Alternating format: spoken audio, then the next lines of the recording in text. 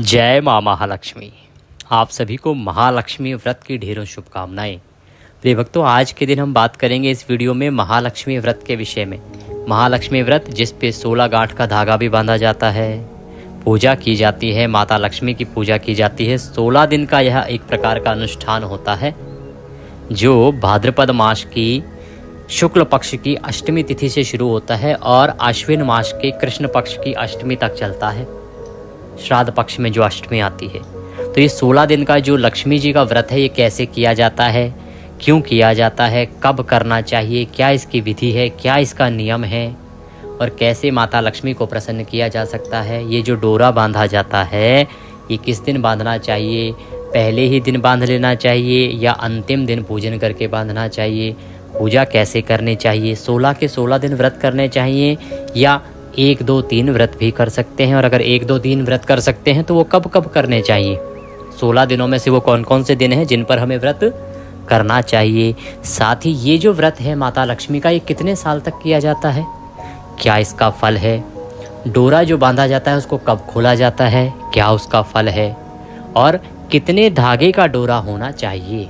साथ ही आप जान पाएंगे कि इस पूजन के नियम क्या हैं। इस प्रकार से संपूर्ण जानकारी आने वाले महालक्ष्मी व्रत के विषय में आपको इस वीडियो के माध्यम से प्रदान की जाएगी। आपसे निवेदन है कि यदि जानकारी थोड़ी सी भी अच्छी लगे तो कृपया एक बार लाइक अवश्य कर दीजिएगा, क्योंकि आपका एक लाइक हमारे लिए बड़ा महत्वपूर्ण होता है। अपने व्रत की सफलता के लिए और माता लक्ष्मी का आशीर्वाद प्राप्त करने के लिए कमेंट बॉक्स में अवश्य लिखिएगा जय माँ लक्ष्मी या जय महालक्ष्मी। माता लक्ष्मी अवश्य प्रसन्न होंगी और उनके आशीर्वाद से आपके घर में सदा धन धान्य के भंडार रहेंगे। आप देख रहे हैं देवभूमि ज्योतिष संस्थान का प्रतिष्ठित यूट्यूब चैनल देवभूमि धार्मिक। हम यहाँ पर सभी व्रत और त्योहारों की सही शास्त्रीय जानकारी प्रदान करते हैं। ज्योतिष शास्त्र और पंचांग के आधार पर आपको बताते हैं कि कौन सी तिथि कब है, व्रत आदि कब करना है, क्या विधि है, क्या नियम है और क्या गलतियाँ आपको नहीं करनी है। यदि आप सभी व्रत और त्योहारों की सही शास्त्रीय जानकारी पाते रहना चाहते हैं तो कृपया चैनल को अभी सब्सक्राइब कीजिए और बेल आइकन को प्रेस कीजिए। जब आप सब्सक्राइब का बटन दबाएंगे तो वहाँ एक घंटी का निशान दिखाई देगा, उसको अवश्य दबाइएगा, तभी आपको हमारे सारे वीडियो प्राप्त होंगे, अन्यथा आपसे जानकारी छूट जाएगी। तो चैनल को सब्सक्राइब करें और बेल आइकन को प्रेस करें। आइए प्रिय भक्तों, जानकारी आरंभ करते हैं, बात करते हैं आने वाले श्री महालक्ष्मी व्रत की। प्रिय दर्शकों, माता लक्ष्मी का सबसे पुण्यदायी व्रत है ये महालक्ष्मी व्रत, जो प्रति वर्ष 16 दिन तक किया जाता है। इसका विधान शास्त्रों में 16 दिन का कहा गया है। इसकी शुरुआत होती है भादों के महीने के शुक्ल पक्ष की अष्टमी तिथि से, जिसे हम राधा अष्टमी भी कहते हैं। तो राधा अष्टमी से इसकी शुरुआत हो जाती है और इस वर्ष ये कब है, ये है महालक्ष्मी व्रत की शुरुआत 31 अगस्त से। 31 अगस्त को इसकी शुरुआत हो रही है। 31 अगस्त से शुरू होके और ये 16 दिन का व्रत चलता है और ये पूर्ण होता है आश्विन कृष्णा अष्टमी पर।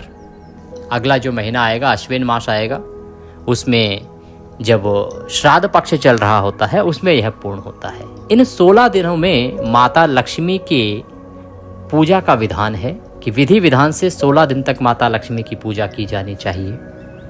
16 दिन तक पूजा की जानी चाहिए। पूजन आदि करने के बाद ही यह व्रत पूर्ण होता है। और इस व्रत को कितना किया जा सकता है, मेरी जो भी माताएं बहनें इसको आरंभ करना चाहती हैं वो सहर्ष आरंभ करें। इस वर्ष बहुत उत्तम समय है। आपने अगर कभी नहीं किया है तो इस वर्ष से शुरू कर लीजिए, उठा लीजिए। इस व्रत को उठाने के लिए उत्तम वर्ष है ये और उत्तम समय है। 31 तारीख से आप इस व्रत को करना आरंभ कर दीजिए। ये जो व्रत है ये 16 वर्ष तक किया जाता है। जब आप आरंभ करेंगे ना तो ये जो व्रत होगा महालक्ष्मी जी का, ये 16 साल तक करेंगी आप, तदोपरांत इसका उद्यापन कर देंगी। इस प्रकार से 16 वर्ष तक ये किया जाता है। अब बात आती है जी कि कितने व्रत हमें इसके करने चाहिए। पहले दिन से और अंतिम दिन तक हमें व्रत करना है क्या, अर्थात 16 प्रत्येक वर्ष 16 व्रत करने हैं क्या, ये और इसकी पूजा कैसे करनी है। यहाँ पर अब हम पूजा विधि की बात करते हैं। फिर जो बाकी सवाल हैं कि कौन कौन सी तिथि पर हमें करने चाहिए या पूरे 16 के 16 करने चाहिए, उस विषय पर आएंगे। तो इसके लिए आपको व्रत वाले दिन सूर्योदय से पहले उठना चाहिए। उठने के बाद स्नान आदि से निवृत्त होकर स्वच्छ वस्त्र धारण करके और माता लक्ष्मी के पूजन के लिए चौकी स्थापित करनी चाहिए। बड़ी ही सरल विधि बता रहा हूँ। मैं संपूर्ण शास्त्रीय विधि बताने लगूंगा तो उसमें बहुत सारी सामग्री बढ़ जाएगी। तो मैं केवल जो मूलभूत सामग्री है जो होनी ही चाहिए केवल उसके साथ आपको आज का पूजन बता रहा हूँ। इसके अतिरिक्त मेरा प्रयास रहेगा कि जो संपूर्ण विधि के साथ षोडशोपचार के साथ जो पूजन होता है मैं उसके अनुसार भी अगर समय निकल पाया तो अवश्य ही वीडियो बना के आपको दिखाऊंगा। यदि आप चाहते हैं कि महालक्ष्मी व्रत का वीडियो आपको प्राप्त हो पूजन का कि कैसे पूजन किया जाए तो आप कमेंट बॉक्स में लिख के मुझे बताइएगा। अगर अधिकतर लोग चाहेंगे तो मैं अवश्य ही वीडियो बनाऊंगा, क्योंकि कई बार ऐसा होता है कि हम वीडियो बना देते हैं लेकिन जो ऑडियंस है उसका उसमें इंटरेस्ट नहीं होता है, उनको देखने में बहुत अच्छा आवश्यक नहीं होता है उनको, इसलिए फिर वो हमारा भी समय व्यर्थ जाता है। और क्योंकि ये जो समय है ये बड़ा ही महत्वपूर्ण समय है। अब हमारे लिए जो भी इस प्रोफेशन में हैं, पांडित्य कर्म में हैं, जितने भी लोग हैं उन सब के लिए अब गणपति चल रहा है, यहाँ से लेके और दिवाली तक बहुत व्यस्त समय होता है। तो अगर आप देखना चाहते हैं कि विधि कैसे होनी चाहिए, कैसे महालक्ष्मी का पूजन होना चाहिए, कमेंट बॉक्स में लिख के बताइएगा अपनी राय, हम अवश्य प्रयास करेंगे। तो अब हम पूजन आरंभ करते हैं। पूजन के लिए आपके पास सबसे पहले तो माता लक्ष्मी की कोई प्रतिमा होनी चाहिए। इस पर एक मान्यता ये भी है कि यदि आपको गजलक्ष्मी स्वरूप मिल जाए माता का, गजलक्ष्मी स्वरूप होता है जिसमें माता जो हैं गज पर विराजमान होती हैं, या तो हाथी जो हैं वो पानी से माता को नहला रहे होते हैं, इस प्रकार का कोई स्वरूप अगर आपको माता का मिलता है तो वो उत्तम है इस पूजन के लिए। उसी स्वरूप का जो है माता के पूजन किया जाता है इसमें विशेष रूप से गजलक्ष्मी स्वरूप का। तो माता की तस्वीर या प्रतिमा लीजिए गजलक्ष्मी स्वरूप की। गणेश जी महाराज अवश्य विराजमान करने हैं, क्योंकि गणेश जी के बिना तो कोई पूजा होती ही नहीं है। इसके अतिरिक्त आप संभव हो तो एक कलश लीजिएगा और उस पर रखने के लिए एक नारियल लीजिएगा, पानी वाला मिल जाए तो उत्तम है। उस पर लपेटने के लिए एक लाल वस्त्र ले लीजिएगा, चौकी पर बिछाने के लिए पीला वस्त्र ले लीजिएगा या लाल हो तो लाल ले लीजिएगा। इसके अतिरिक्त रौली, मौली, पान, सुपारी, लौंग, इलायची, धूप, दीप, नैवेद्य, फूल, फूलों की माला, अक्षत, इत्र अवश्य अर्पित करना है माता को तो इत्र लीजिएगा। कमलगट्टे और कौड़ी अगर मिल जाए तो 7 कौड़ी ले लीजिएगा। कौड़ी के अलावा कमलगट्टे मैंने आपको बताई हैं। माला कमलगट्टे की अगर आपको माला मिल जाए तो बड़ी कल्याणकारी होगी। ये सारी सामग्री है, इसको आप एकत्र कीजिए। एकत्र करने के बाद और आसन लगा के बैठ जाइए, या तो पूर्व दिशा की ओर मुख करके या उत्तर दिशा की ओर मुख करके। सबसे पहले एक तांबे का लोटा लीजिए, उसमें गंगा जल डालिए, उसमें शुद्ध जल भरिए। सभी सामग्री का और स्थान का पहले शुद्धिकरण होता है, फिर पूजन होता है स्थापना करते हुए। तो जो लोटे में जल भरा है एक फूल के माध्यम से सभी सामग्री पर और उस स्थान पर जल के छींटे दीजिए, जिससे कि वह स्थान शुद्ध हो जाए, सामग्री भी पवित्र हो जाए माँ को अर्पित करने के लिए। ओम पवित्र हो अपवित्रवांग सर्वांग वस्तांग दोपीवाम यह स्मृत पुंडरीकाक्षम सवयंतरः शुचिः ओम। इस प्रकार जल छींटे दीजिए, इससे सब शुद्ध हो जाएगा। चौकी बिछाइए, चौकी पर पीला वस्त्र बिछाइए, लाल वस्त्र बिछाइए। चावल से अष्टदल कमल बनाइए, उसके ऊपर कलश को स्थापित कीजिए। लोटा रखिए, लोटे में क्या रखेंगे? कलश में गंगा जल, शुद्ध जल, हल्दी की गांठ, चांदी का सिक्का, दूर्वा, कमलगट्टा और सुपारी, ये सामग्री उसमें डाल दीजिए। उसके ऊपर आप पंच पल्लव लगाइए, पूर्ण पात्र रख दीजिए। पूर्ण पात्र में आप जौ भरिए और उसके ऊपर आप नारियल को रख दीजिए, कपड़ा लपेट के, लाल वस्त्र लपेट के। अगर लाल वस्त्र ना हो तो मौली लपेट दीजिएगा। उसका मुख अपनी तरफ रखिएगा, ये ध्यान रखिएगा। इस प्रकार से आप कलश को स्थापित कीजिए। माता की तस्वीर या प्रतिमा जो भी है उनको स्थापित कीजिए। गणेश जी महाराज को विराजमान कीजिए। दीपक लीजिए, दीपक को विराजमान कीजिए। ध्यान दीजिएगा कि दीपक को भी सदा आपने आसन देना है।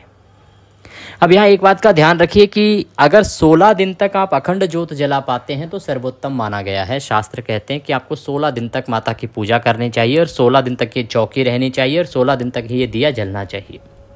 अगर आप ऐसा कर पाते हैं तो सर्वोत्तम है, क्योंकि ये अनुष्ठान 16 दिन का ही है, चाहे व्रत आप 16 दिन ना करें। आपको चौकी जो है 16 दिन ही रखनी है। अंतिम दिन कैसे इसका विसर्जन करना है वो भी मैं आपको बताऊंगा समय से।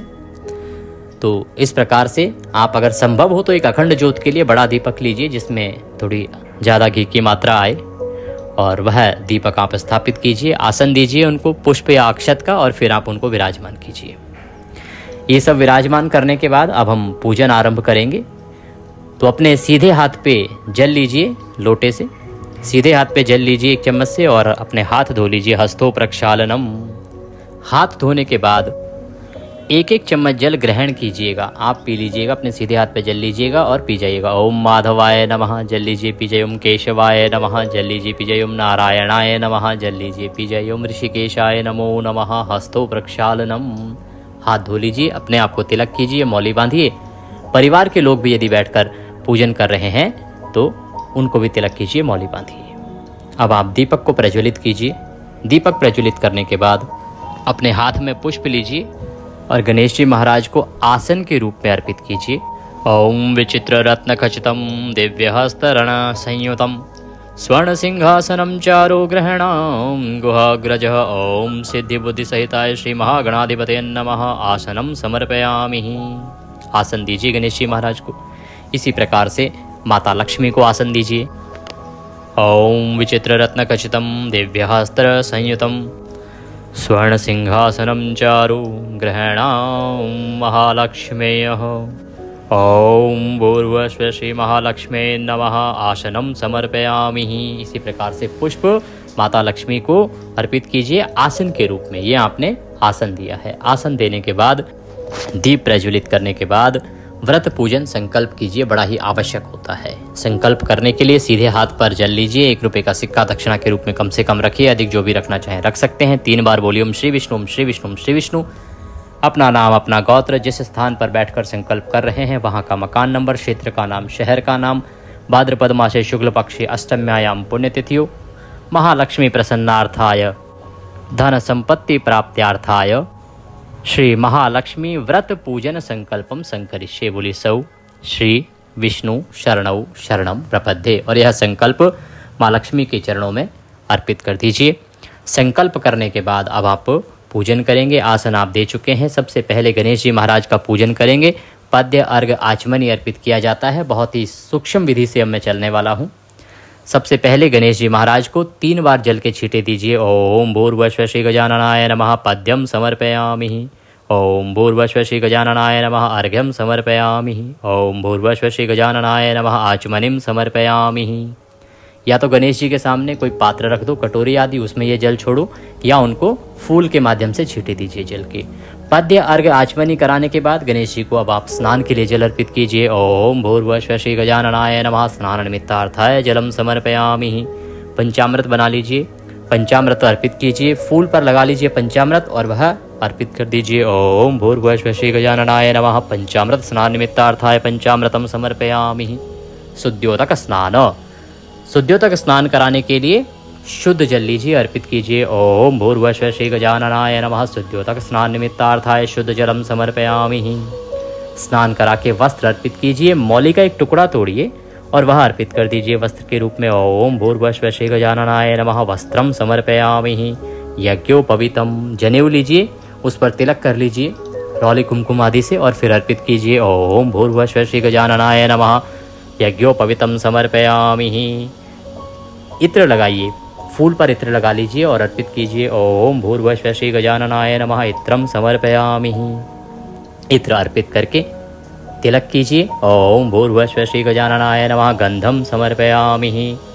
माल्यार्पणम कुरुः, माला अर्पित कीजिए। फूल है तो फूल चढ़ाइए, माला है तो माला पहनाइए और धूप दिखाइए तथा दीप दिखाइए। ओम भूर्भुवस्व श्री गजाननाय नमः धूपम अर्पयामि दीपम दर्शयामि।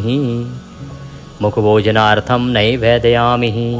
अब नैवेद्य अर्पित करेंगे भगवान को। नैवेद्य के रूप में मोदक है तो मोदक अर्पित कीजिए, अन्यथा कोई भी ऋतुफल ले लीजिए, वह गणेश जी को अर्पित कीजिए। ओम भूर्भुवस्व श्री गजाननाय नमः नैवेद्यम समर्पयामि। नैवेद्य के बाद 1 चम्मच जल अर्पित कर दीजिए गणेश जी महाराज को आचमनी के रूप में और दक्षिणा अर्पित कर दीजिए। तांबूलम पूंगी फलम, तांबूल पान का पत्ता लीजिए, उस पर 2 लौंग, 2 इलायची और 1 सुपारी रखिए और वह गणेश जी को अर्पित कीजिए। ओम भूर्भुवः श्री गजाननाय नमः। तांबूलम समर्पयामि। तांबूलम पूंगी फलम शुभ दक्षिणायाम शुभदो वरदो भवः। जो भी दक्षिणा अर्पित करना चाहते हैं वह दक्षिणा अर्पित कीजिए और नमस्कार कीजिए। गणेश जी महाराज का पूजन करेंगे। इसके बाद कलश देवता का पूजन कीजिए, उनको तिलक कीजिए। सबसे पहले जल के छींटे दीजिए, तिलक कीजिए। तिलक करके फूलों की माला है, माला पहनाइए, पुष्प अर्पित कीजिए। पुष्प अर्पित करने के बाद गणेश जी महाराज को नैवेद्य अर्पित कीजिए। ऋतुफल जो भी आपके पास है वह अर्पित कीजिए गणेश जी महाराज को। तांबूल अगर है आपके पास तो पान का पत्ता, उस पर 2 लौंग, 2 इलायची और सुपारी रखिए, वह आप अर्पित कीजिए कलश देवता को। और इस प्रकार से हाथ जोड़ के नमस्कार कीजिए, दक्षिणा अर्पित कीजिए। कलश देव का पूजन कीजिए। कलश आपने पूजन किया और गणेश जी महाराज का पूजन किया। अब माता लक्ष्मी का पूजन कीजिए। माँ लक्ष्मी का पूजन करने के लिए सबसे पहले माँ के पद प्रक्षालन करेंगे, फिर अर्घ्य देंगे, फिर आचमनी करेंगे। उनके सामने एक पात्र रख दीजिएगा, उसमें आप एक एक करके सभी सामग्री अर्पित कीजिएगा। ओम भूर्भुवः श्री महालक्ष्मी नमः। श्री गजलक्ष्मी नमः। महालक्ष्मी षोडशो दिवस व्रत पूजन अंतर्गते श्री लक्ष्मी निमित्तार्थाय पद्यम समर्पयामि। पद्य के रूप में 1 चम्मच जल अर्पित कीजिए या जल के छींटे दीजिए। ओम भूर्भुवः श्री महालक्ष्मी नमः। अर्घ्यम समर्पयामि। अर्घ्य के रूप में जल अर्पित कीजिए। ओम भूर्भुवः श्री महालक्ष्मी नमः। आचमनीम समर्पयामि। आचमनी के रूप में माता को जल अर्पित कीजिए। पद्य अर्घ्य आचमनी कराने के बाद स्नान के लिए जल अर्पित कीजिए। ओम भूर्भुवः श्री महालक्ष्मी नमः। स्नान निमित्तार्थाय जलम समर्पयामि। पंचामृत स्नानम। अब पंचामृत स्नान कराएंगे। पंचामृत स्नान के लिए पंचामृत हमने अभी बनाया था कच्चा दूध, दही, घी, शहद, शक्कर से। फूल पर पंचामृत लगा लीजिए और वह चढ़ाइए। ओम भूर्भुवः श्री महालक्ष्मी नमः। पंचामृतम समर्पयामि। फूल पर पंचामृत लगा के और माता को अर्पित कीजिए। पंचामृत के बाद शुद्योदक स्नान कराया जाता है तो शुद्ध जल अर्पित कीजिए। ओम भूर्भुवः श्री महालक्ष्मी नमः। शुद्योदक स्नान निमित्तार्थाय शुद्ध जलम समर्पयामि। शुद्ध जल से स्नान करा के मातेश्वरी को वस्त्र अर्पित कीजिए। अगर वस्त्र के स्थान पर आपके पास चुनरी हो तो माता को चुनरी उड़ाइए। ओम भूर्भुवः श्री महालक्ष्मी नमः। वस्त्रम समर्पयामि। वस्त्र अर्पित करके इत्र अर्पित कीजिए माता को। इत्र को फूल पर लगा लीजिए या रुई पर लगा लीजिए और वह अर्पित कीजिए। ओम भूर्भुवः श्री महालक्ष्मी नमः। इत्रम समर्पयामि। इत्र अर्पित करने के बाद मातेश्वरी को तिलक कीजिए, रौली कुमकुम आदि से तिलक कीजिए। ओम भूर्भुवः श्री महालक्ष्मी नमः। तिलकम समर्पयामि। गंधम समर्पयामि। पुष्पम समर्पयामि। पुष्प अर्पित कीजिए। फूलों की माला है तो माला पहनाइए। कमल का फूल हो तो बहुत उत्तम है, वह अर्पित कीजिए। ओम भूर्भुवः श्री महालक्ष्मी नमः। पुष्पम समर्पयामि। कमलगट्टे अगर आपके पास हैं तो 7 कमलगट्टे माता को चढ़ा दीजिएगा। अपनी जो भी मनोकामना है उसको बोलते हुए, बड़ा ही कल्याणकारी रहेगा। ये एक उत्तम उपाय कहा जाता है। तदोपरांत माता को धूप दिखाइए, दीप दिखाइए। ओम भूर्भुवः श्री महालक्ष्मी नमः। धूपम अर्पयामि। ओम भूर्भुवः श्री महालक्ष्मी नमः। दीपम दर्शयामि। नैवेद्यम समर्पयामि। नैवेद्य के रूप में ऋतुफल अर्पित कीजिए माता को। ऋतुफल अर्पित कीजिए। ओम भूर्भुवः श्री महालक्ष्मी नमः। नैवेद्यम समर्पयामि। जलाचमनीम कुरुः। जलाचमनी कराइए और तांबूल अर्पित कीजिए। पान का पत्ता, उस पर 2 लौंग, 2 इलायची और 1 सुपारी रखिए और चढ़ा दीजिए। ओम भूर्भुवः श्री महालक्ष्मी नमः। तांबूलम समर्पयामि। शुभ दक्षिणायाम शुभदो वरदो भवः। जो भी दक्षिणा अर्पित करना चाहते हैं आप देवी को, वह दक्षिणा अर्पित कीजिए। हाथ जोड़ के नमस्कार कीजिए और इसके बाद आप कथा श्रवण कीजिए महालक्ष्मी व्रत की। साथ में आज के दिन आपको एक मंत्र बता रहा हूँ, उस मंत्र का जप अवश्य करना है। कमलगट्टे की माला से एक माला अवश्य कीजिएगा। ओम श्रीं ह्रीं क्लीं ऐं कमलवासिन्यै स्वाहा। ओम श्रीं ह्रीं क्लीं ऐं कमलवासिन्यै स्वाहा। अगर संभव है तो इसी मंत्र से आप 11 आहुति का हवन भी कर सकते हैं, जिसमें कमलगट्टे और हवन सामग्री से आहुतियाँ दीजिएगा। ये पूजन आपने करना है।